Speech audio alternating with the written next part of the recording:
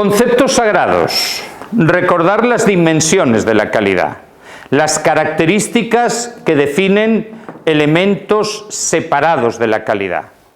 Ganarán siempre la eficacia, que es el grado de capacidad que tiene un acto asistencial en condiciones ideales de superar el problema, condiciones ideales y de ideal y de eficacia y condiciones utópicas, experimentales, hospitalarias, es sinónimo, eficacia es ideal, ¿vale? La eficacia es el máximo de éxito que puede tener una medida terapéutica. Si una medida terapéutica tiene el 80% de eficacia, nunca llegará al 80% en condiciones reales.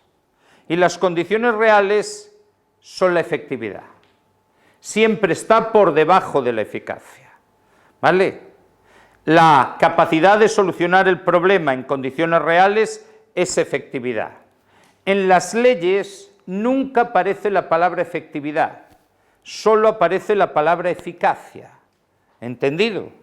Cuando dicen, nos obligan en una ley a tomar medidas, nos ponen a medidas eficaces y eficientes, porque indudablemente la eficiencia es la gran pregunta de examen de este tema en segundo lugar, ¿vale? Eficiencia es bueno, bonito y sobre todo barato.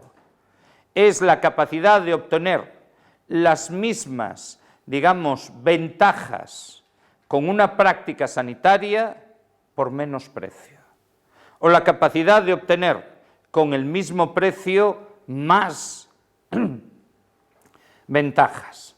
Yo le llamo últimamente la oferta Carrefour, o la oferta El Corte Inglés, o Eroski. ¿Alguno de vosotros compra en Eroski? ¿Sí? A mí siempre me llama la atención. Te venden en muchos sitios que en determinadas épocas del año te van a hacer un descuento del 21%, o del 30%, o del 50%. Tú vas allí creyendo que te vas a gastar menos dinero y descubres que gastas el mismo, porque el descuento te lo dan en corticoles. Con lo cual, solo es válido si vuelves a comprar. ¿Entendido? Y si vuelves a comprar, no puedes comprar todo en corticoles, ¿vale? Tienes que comprar algo en metálico. Resultado, acabas creyendo que te descuentan y al final acabas pagando más. ¿Entendido? Y sin embargo cae todo el mundo como un primo. ¿Por qué? ¿Qué vas a comprar en el Black Friday? Nada, no me lo creo. ¿No? Nada. Bien, porque puede haber unos descuentos que te lo hagan atractivo. ¿Has tenido la precaución de ver el precio un mes antes? Sí. Así que si te lo han cambiado ya te enteras, porque eso también es otra estrategia. Yo te lo bajo, pero es que te lo he subido la semana anterior. ¿Qué? Claro. Bien, eso es la eficiencia. Obtener con el mismo gasto más productos. Obtener digamos, con el mismo beneficio a menor precio. ¿Entendido? Eficiencia es sagrado. Es la segunda pregunta del tema. ¿Entendido? Luego tenemos la equidad, que es el derecho a obtener las mismas atenciones, los mismos privilegios. ¿Vale? Un sistema público siempre es equitativo. Un sistema privado siempre es poco equitativo. Las 4 E's, eficacia, efectividad, eficiencia y equidad, son siempre elementos sagrados. ¿Comprendido? Yo no me estudiaría calidad científico-técnica, la entiende cualquier persona después de haberla leído. Es la capacidad de utilizar servicios de un nivel técnico y profesional elevado. Es lo que obsesiona a la mayoría de los profesionales. Tampoco me estudiaría satisfacción. La satisfacción del cliente es el grado en que contribuimos a satisfacer sus expectativas. Recordar que el término satisfacción depende de lo que esperas, ¿vale? Si esperas que todo sea una mierda, te sale algo bien, de puta madre. Si esperas que todo sea perfecto y solo te sale una cosa mal, aquello es de puta pena. ¿Entendido? La satisfacción es lo que más le importa a los pacientes. La calidad científico-técnica es la que más importa a los profesionales, habitualmente. También yo discutiría sobre la adecuación.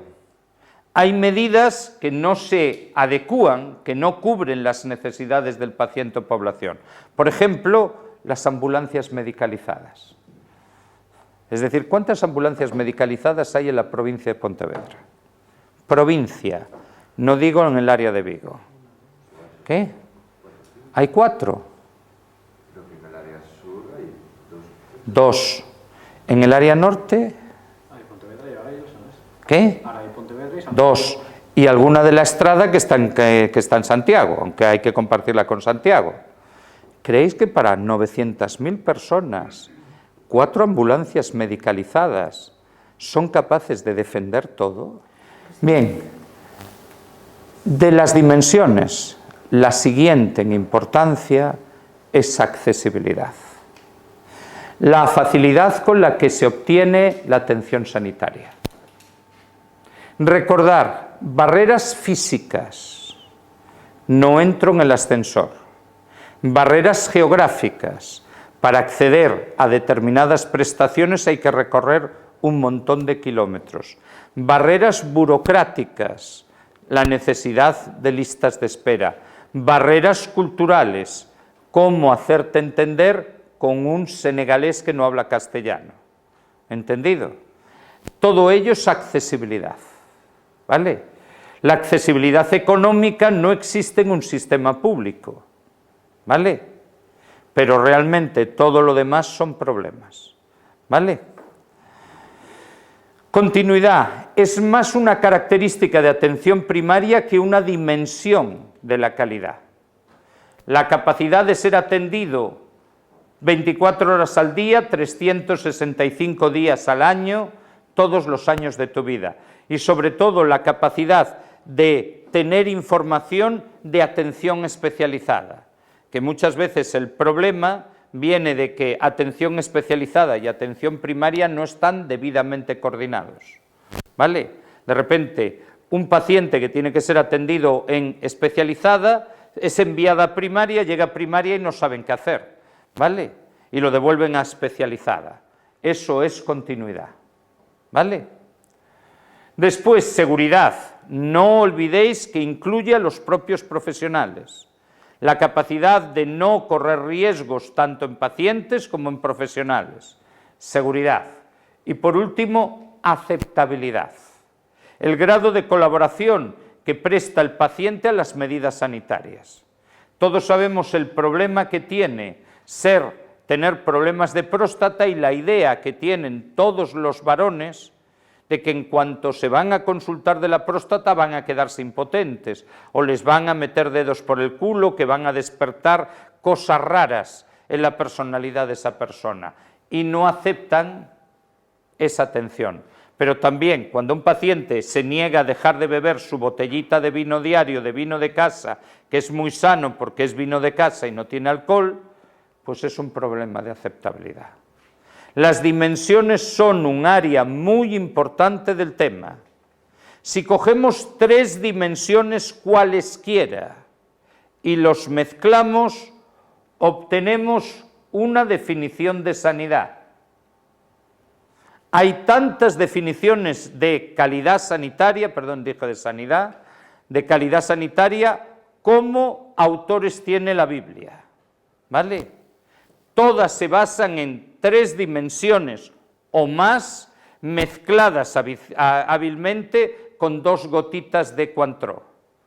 Aquí, provisión de servicios asequibles. 1, equitativos. 2, nivel profesional óptimo. 3, mínimo riesgo para los pacientes. 4, recursos disponibles. 5, adhesión. 6, satisfacción del usuario 7. Hemos metido 7 dimensiones en una definición.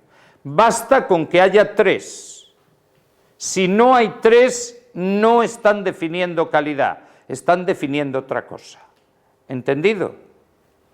Las dimensiones son siempre preguntas de examen. ¿Vale?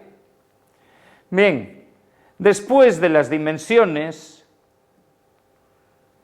trabajaremos en la herramienta. El arma de medida fundamental son los criterios, las condiciones que tiene que cumplir la asistencia para ser considerada de calidad.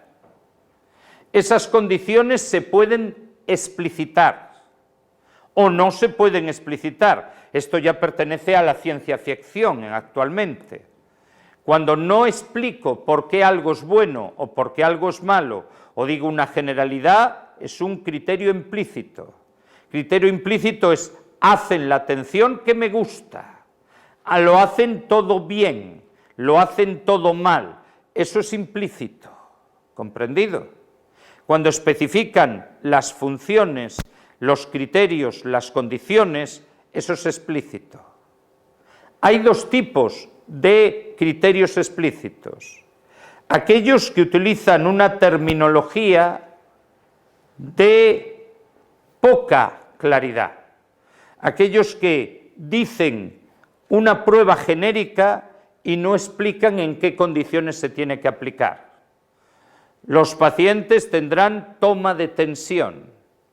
Oyes, hay muchas tomas de tensión, hay muchas tomas de tensión en función del método o del momento de la toma. Si no clarificas cuál vas a utilizar, el criterio es empírico.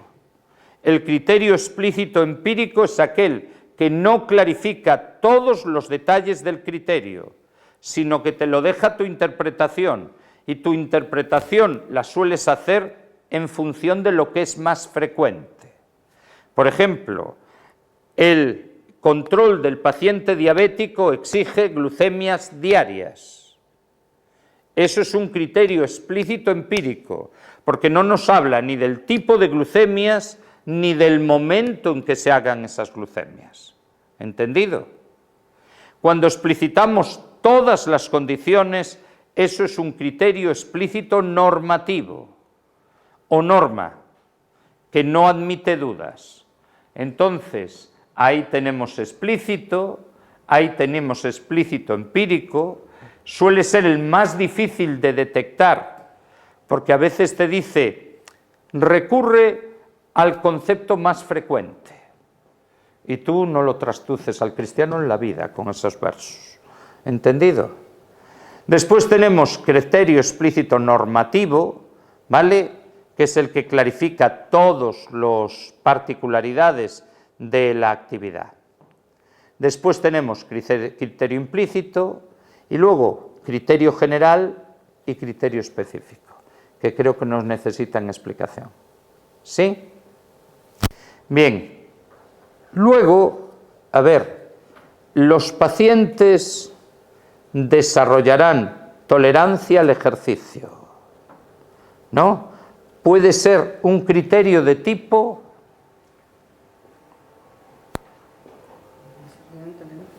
¿perdón? ¿Implícito o explícito? Implícito. Tú dices que no es decir nada. Yo creo que es empírico. Desarrollarán tolerancia al ejercicio, es empírico. ¿Explícito empírico? Sí. Bien, ¿de cuántas maneras distintas lo puedes interpretar? ¿Cómo lo puedes medir?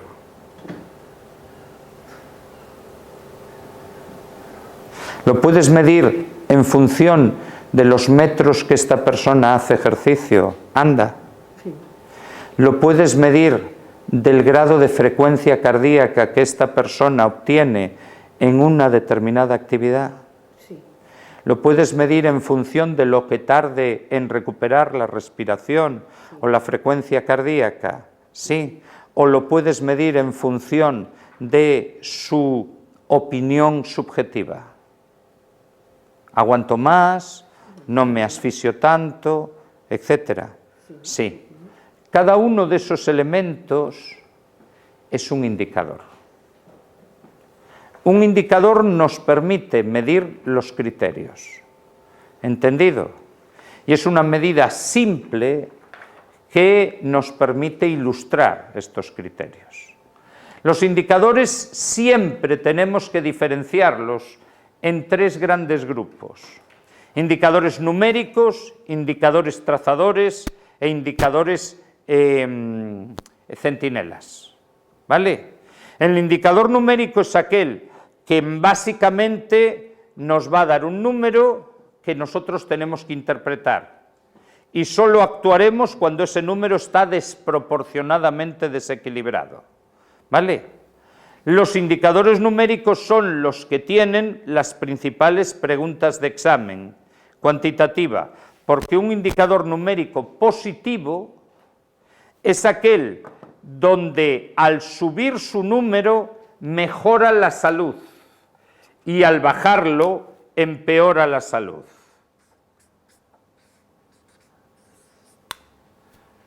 Esto es positivo, pero esto también. ¿Entendido? ¿Está claro? Y esto es lo que no se entiende instintivamente bien. Porque ¿cómo vamos a decir positivo si está diciendo que baja la salud? Pues quiere decir, cuanto más bajo es el número, peor es la salud. Indicadores positivos que se te ocurran, vea. Consumo de proteínas.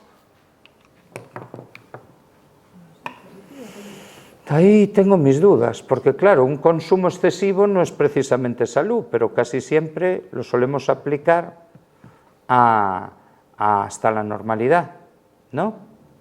Sí, a ver, otro positivo. Nadia. Imaginación, Nadia. ¿Qué cosa aumenta y eso es bueno para la salud?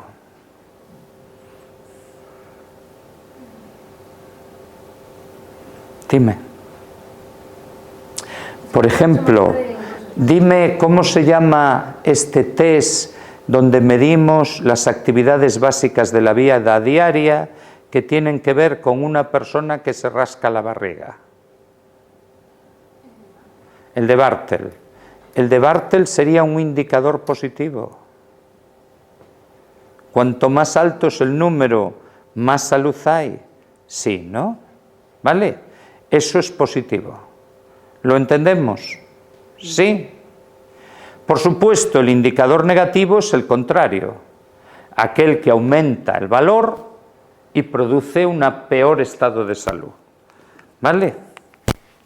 Aumenta el valor, indicador, disminuye salud. Y viceversa. Disminuye el indicador, aumenta la salud.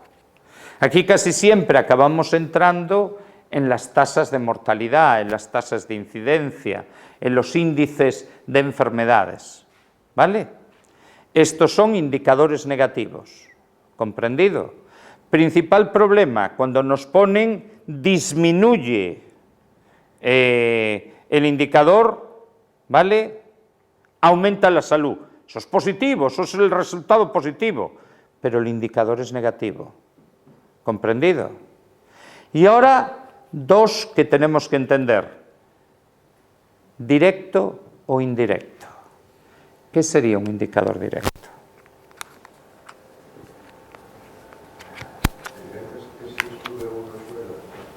Directo es que el indicador habla puramente de salud.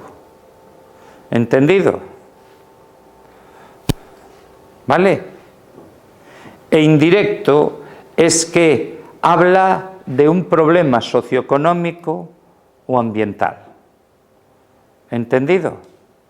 Si nosotros cogemos índice de contaminación, el índice de contaminación no habla de salud directamente, pero sabemos que cuanto más grande es la contaminación, menos salud hay.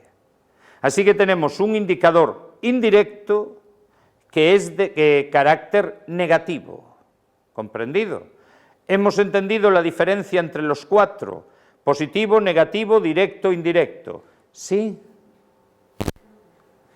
Por ejemplo, número de casas que tengan agua corriente o que tengan alcantarillado.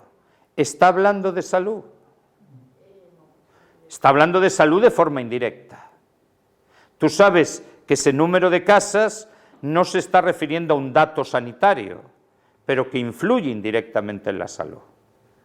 Cuando tú hablas de analfabetismo, tú sabes que el analfabetismo reduce la salud, porque te impide recibir mensajes escritos. ¿Comprendido? Así que eso no es un dato de salud directo, pero sí indirecto. Hay otras cosas que no tienen nada que ver. Es decir, tú si me dices porcentaje de películas españolas que ves al año, tú dirás, no, a ver, no influye mucho sobre la salud, aunque sobre la cabeza sí. Cuantas más películas americanas veas, más alterada tienes la mente, ¿no? ¿Qué? Puede ser indirecto, eso significa sedentarismo, ¿no? Si ves muchas películas. ¿Tú crees que ver películas significa sedentarismo? Bueno, si estás mucho en el sofá. Vale, bien, vale, pero conviene que no desmandemos la imaginación, porque uno le puede acabar viendo relación prácticamente a todo, ¿vale? Bien, positivo, negativo, directo e indirecto, ¿lo tenemos claro? ¿Sí? Ahora, trazador, ¿vale? Bien, en tu trabajo, ¿qué es lo que más haces? Haces. Poner medicación. Poner medicación. Por lo tanto, si yo valoro solo cómo pones la medicación, ¿puedo saber la calidad media de tu trabajo? ¿No? ¿Seguro? Media. Entonces tengo que revisarte en todas las áreas para saber lo buena que eres como profesional. Sería agotador, ¿no? El indicador trazador consiste en seleccionar las áreas con las que yo voy a trabajar. Y voy a seleccionarlas en función qué es lo que hace más veces. Porque teóricamente si eres buena, lo que haces más veces te tendría que salir bien. Si lo que haces más veces lo haces mal, ole tu tía. ¿No? ¿Sí? Eso es un indicador trazador. Pongamos un caso. ¿Veis los programas de Chicote? ¿No? ¿Sí? Ahora ya no. ¿Verdad que a partir de la segunda o tercera... Pasa con todo. A partir de la segunda o tercera temporada, los programas pasan a ser aburridos. Bien, en Chicote, cuando entra en los restaurantes, lo primero que hace es comer. Y se deja aconsejar en las especialidades. Si tú vas a un restaurante que dice que su especialidad es esta, ¿no? ¿Cuál es la especialidad de los helados de tu marido? El sabor que más logrado tiene. No, dime, a ver, hay uno que te tiene que gustar especialmente. El chocolate, bien.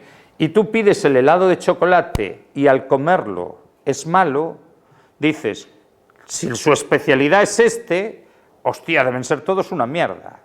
Si en cambio al comerlo te cagas por la pata abajo, dices, ¡jo, qué buenos son estos helados! Eso es un indicador trazador. El indicador trazador te permite analizar realidades complejas estudiando solo una parte. ¿Entendido? Por ejemplo, la citología cervical nos permite estudiar la calidad de la atención obstétrica y ginecológica. La atención a las otitis externas y medias en los niños pequeños nos permite calificar la atención pediátrica. No sé, la realización de cirugía de apéndice. Yo no sé cuántos apéndices soléis operar. ¿Tú crees que es la operación más frecuente? ¿Qué? Entonces, automáticamente la estudias. Cada una de ellas, con un indicador, con una sola monitorización, monitorizas a toda la entidad. ¿Entendido? Ese es un trazador. Sí, Nadia. Y ahora, centinela, imprescindible. Un hecho que nunca debiera ocurrir. Un resultado tan penoso que indica que no guardamos ninguna prudencia. ¿Entendido? El indicador centinela siempre detecta la aparición de un resultado grave e indeseable. Indicadores centinelas es que se mueran de hambre personas en los hospitales. El Cunqueiro va a pasar dentro de poco, porque bueno, dicen que ha mejorado la comida, ¿no? Bien, indicador centinela, pregunta Hiperbraga. Recordar, estándar es el concepto de alta calidad. Un estándar es la consecución de un alto nivel en los indicadores. La gente instintivamente suele creer que estándar es el nivel mínimo de calidad. Estándar es el nivel mínimo de buena calidad, no de calidad. Umbral es el nivel mínimo de calidad. ¿Entendido? ¿Está claro? Por último, llegamos a Bedis Donabedian y llegamos a la pregunta más importante del tema.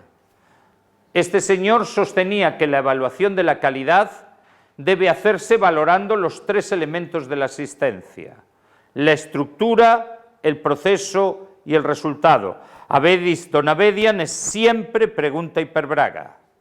La estructura son los recursos personales, los recursos materiales, la titulación de los trabajadores, los edificios donde trabaja, el material que utiliza para trabajar, incluso las hojas de papel donde escribe. Eso es la estructura de Donabedian. ¿Entendido? Lo que hacen los profesionales y lo que hacen los pacientes es el proceso. El proceso para Donabedian es las actuaciones que hacemos en razón de la salud. Es tan proceso una operación como que el paciente decida iniciar una dieta por su cuenta o decida aumentar su actividad física.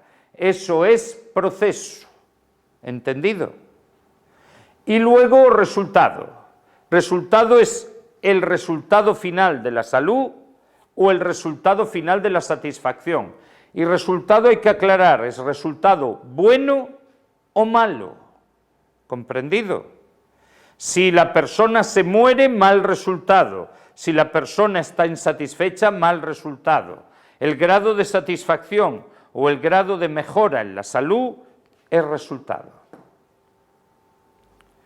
Luego una serie de ejemplos. Número de incubadoras por planta, ¿positivo o negativo? Directo o indirecto.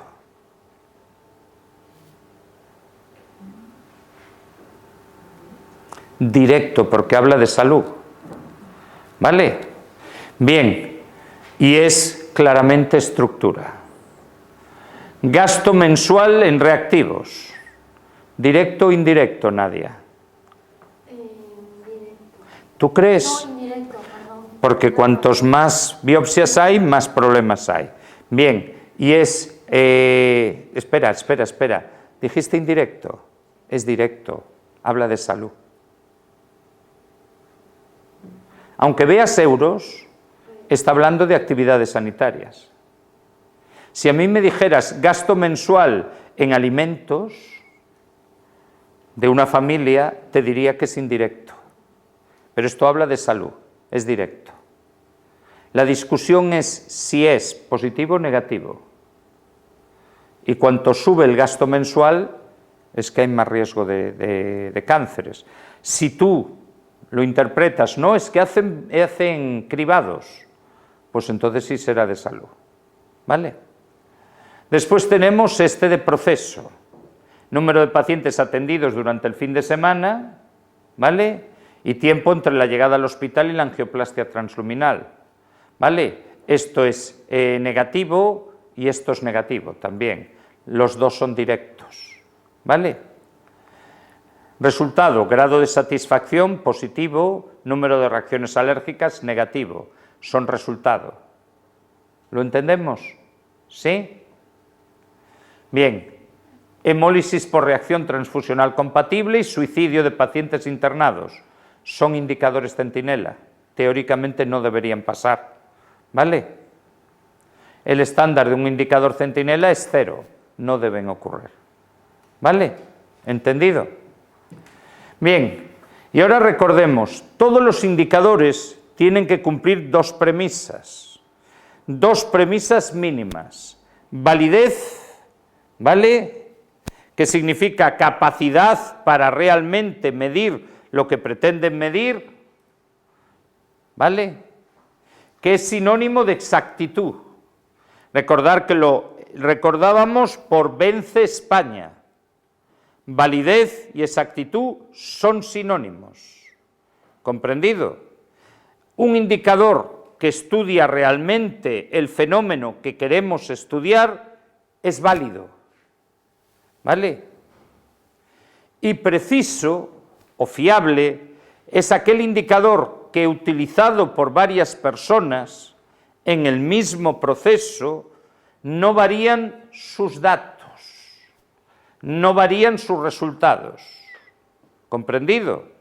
Si medimos la tristeza en función de los kilos de peso, el indicador puede ser preciso, fiable, porque todo el mundo al pesar al individuo más o menos obtiene los mismos datos, pero no es válido. ¿Entendido? Pierde Francia frente a Vence España. Validez o exactitud y precisión o fiabilidad son preguntas de examen. Habitualmente lo que preguntan son los sinónimos, pero pueden preguntar las definiciones. ¿Entendido? ¿Lo tenemos claro? Y después empezamos a evaluar la calidad.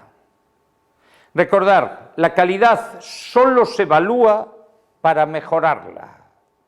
¿Comprendido? No tiene ningún sentido invertir tiempo en evaluarla si no se pretende mejorar. ¿Comprendido? ¿Sí?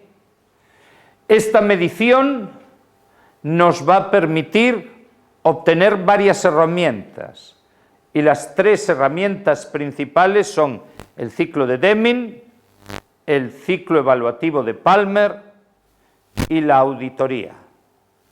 ¿Comprendido? El ciclo de Deming, o PDCA, se basa en 4 puntos. El primer punto es realizar una planificación de calidad. ¿Vale? Eso es lo que da la P. La P viene de la palabra plan en inglés.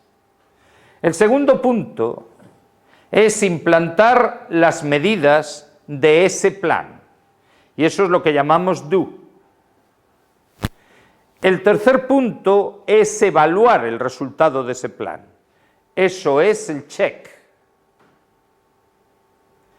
Y el cuarto punto es, si los resultados de la evaluación son negativos, corregir el plan inicial para mejorar la evaluación, y eso es el ACT. Plan, Do, Check and Act. ¿Entendido? PDCA, círculo de Deming. ¿Vale? ¿Entendido? En algunos sitios se llama círculo de Sweetheart. ¿Vale? ¿Estar claro? Vamos a acordarnos de él con la regla demonio, el círculo del demonio. ¿Vale? ¿Está claro?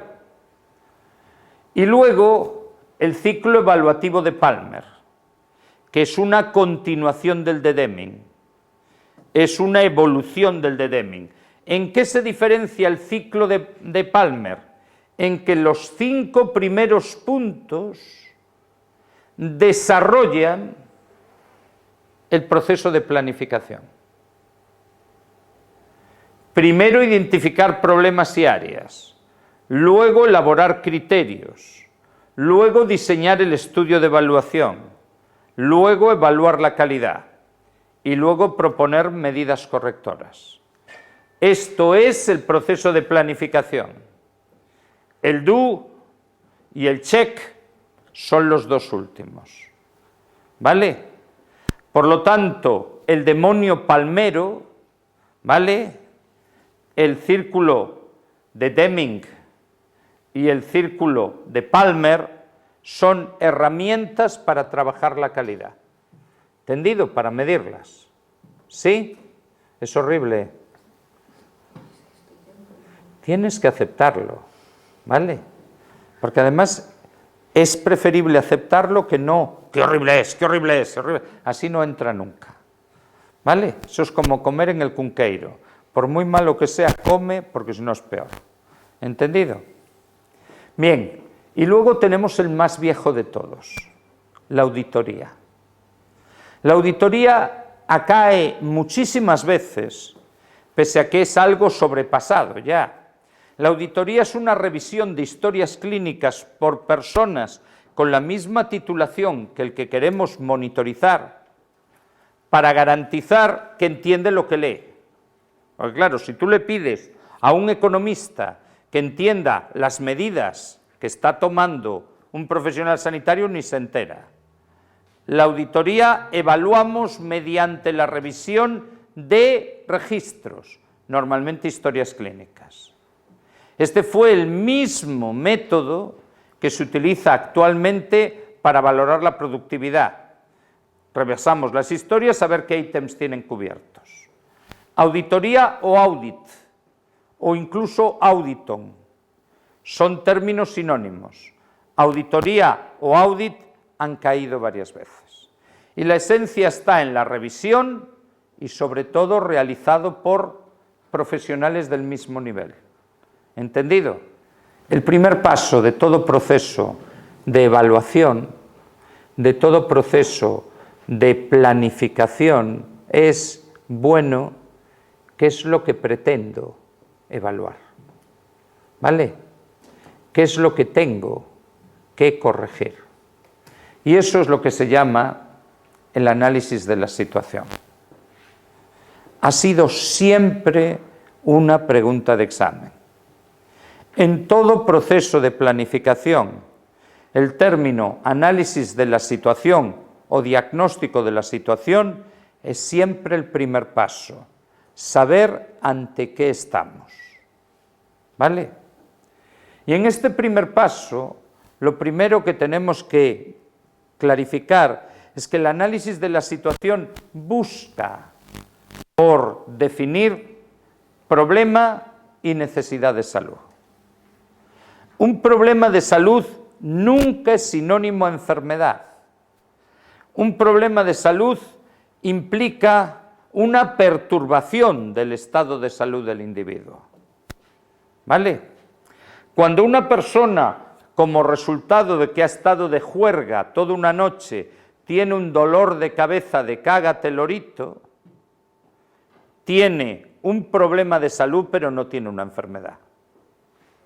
Cuando una persona, debido a que tiene que ponerse a dieta para entrar en el bañador en el verano, tiene un problema de salud pero no tiene una enfermedad. ¿Vale? Esta es una perturbación. ¿Vale? Y una necesidad es la diferencia entre lo que yo querría y lo que tengo.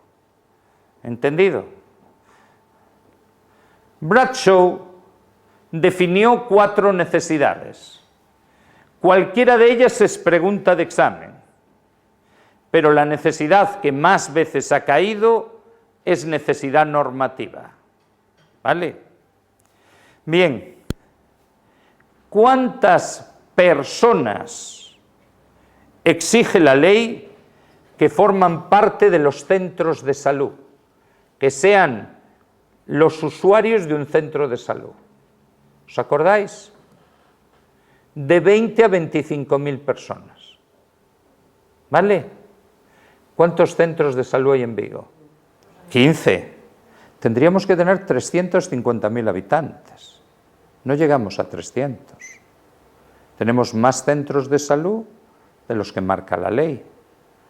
podíamos meter de 25.000 y concentrar recursos, ¿no? ¿Sí? ¿Vale? Eso es necesidad normativa, aplicando la ley. ¿Vale? Cuando no hay ley, lo que importa es la opinión del experto, porque hay muchos elementos de la atención sanitaria que no tienen ley. ¿Vale? La necesidad normativa es la que viene definido por un experto o una ley. ¿Vale? La necesidad sentida es la que viene percibida por la propia población. ¿Vale? Bien, una parte de la necesidad sentida tarde o temprano sale a la calle en manifestación, o escribe una carta, o pone una queja. Esa es la necesidad expresada. La necesidad expresada es aquella parte de la necesidad sentida que es expuesta ante la opinión pública. ¿Vale? Y después tenemos la necesidad comparativa. Es indignante si hacéis una simple extrapolación de recursos sanitarios de la ciudad de La Coruña, del área de La Coruña al área de Vigo, comparáis y descubrís que tenemos más de 100.000 habitantes más y, sin embargo, tenemos peor hospital, menos centros de salud, menos servicios de referencia, etc. La necesidad comparativa es clara. ¿Entendido? Comparativa, normativa, sentida y expresada. Y la necesidad normativa es pregunta de examen absolutamente siempre. ¿Entendido? Absolutamente siempre. ¿Comprendido? Siempre será pregunta de examen. Y lo dejamos aquí.